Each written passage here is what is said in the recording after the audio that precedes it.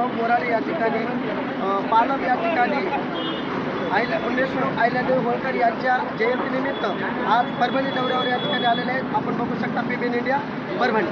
काय सांगाल? खरं म्हणजे हा काही दौरा वगैरे नाही आहे.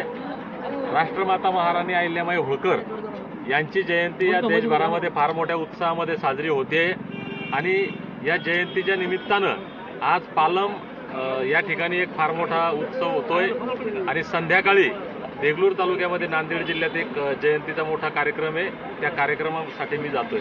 परंतु निश्चित तुमच्या मनात जो प्रश्न आहे आणि तुम्हाला जे अपेक्षित आहे की धनगर जमातीच्या ST आरक्षणाची अंमलबजावणी हा लढा गेल्या कित्येक दशकांपासून सातत्यानं धनगर लढतात. 17 सप्टेंबरला जालन्याच्या आंदोलनाच्या क्रांतीच्या भूमीतून एक मोठा लढा आम्ही उभा केला होता. तो लढा सातत्यानं सुरू आहे आणि तोही दौरा लवकरच सुरू होईल. फडणवीस साहेबांना आमची विनंती आहे, तुम्ही बारामतीला 2014ला शब्द दिला होता.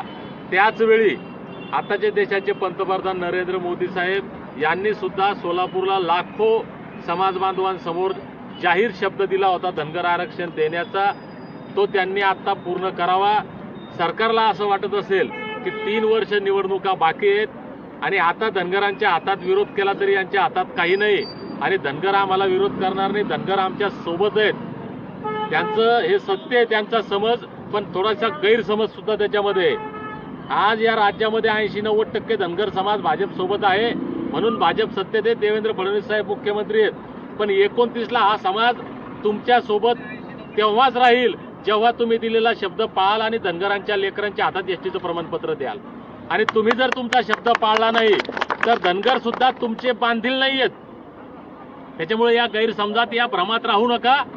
येणाऱ्या काळामध्ये राज्यातल्या प्रत्येक जिल्ह्यात, प्रत्येक तालुक्यात, प्रत्येक गावात आम्ही स्वतः जाऊन प्रत्येक आमच्या बांधवाला भेटून, आमच्या भगिनीला भेटून ही मल्हार मावळ्यांची, अहिल्याबाईंच्या लेकींची एक भली मोठी फौज तयार करून ही लढाई अजून ताकदीनं आम्ही लढणार आहोत.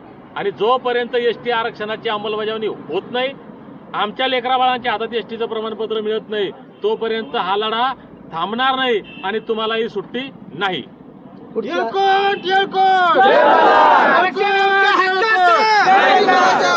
आरक्षण आमच्या हक्काचं, कोण म्हणताय देत नाही, कोण म्हणताय देत नाही.